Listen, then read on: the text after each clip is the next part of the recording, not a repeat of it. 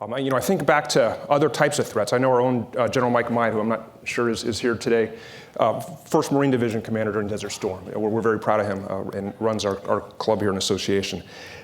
That was kind of a situation where maybe that traditional top-down leadership, command and control leadership, may have been more appropriate. We've got coalition partners who never worked together. You've got terrain to seize.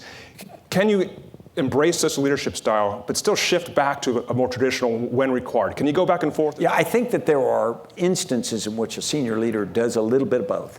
And so I would argue that what Mike did with the Marines on the ground going into Kuwait, the Marines were not over-controlled. The Marine squads and platoons and companies are doing what they do so marvelously well. And he's not down there micromanaging what they do because he doesn't have to, nor would it make them better. But when you start to operate in a coalition, and most of us have been in a group that is bringing together a different set of teams, there's always this sense that we want somebody to be providing direction. We want somebody to be saying, okay, everybody, we'll all talk this out, but at the end of the talk, we're going to make a decision. Everybody's going to move in this direction. We're going to have a certain amount of discipline to do that. And the more different your team is, the more important that role becomes. And so I think the role in that kind of coalition is extraordinarily powerful. You and I in Afghanistan, we had 45 nations that were part of a coalition, all of which had different capabilities and all of which had come to Afghanistan with a different view of what the mission was. But there was a single common thread among all those organizations is they wanted to focus and they wanted to know what direction we were going. Never got any fight between people of this is what we're going to do. The frustration is when they felt like nobody was telling them which the direction was. I started like a lot of people.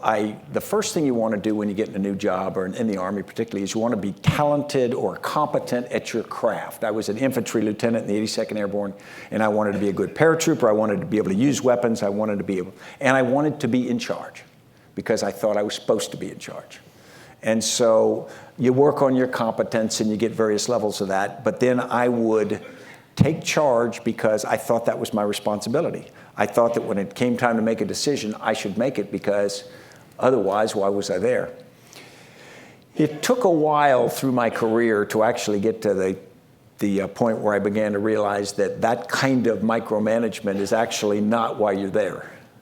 You're not there to be the heroic leader to whom everybody comes for final decisions. You're not the only person with courage, not the only person with wisdom. In reality, if you put all the organization together, any leader is a tiny part of the capability of that organization. If you put all the brains together, all the courage together, anything, you're an infinitesimal part of that. And so your role is not to supplant the rest of that. Your role is to enable the rest of that.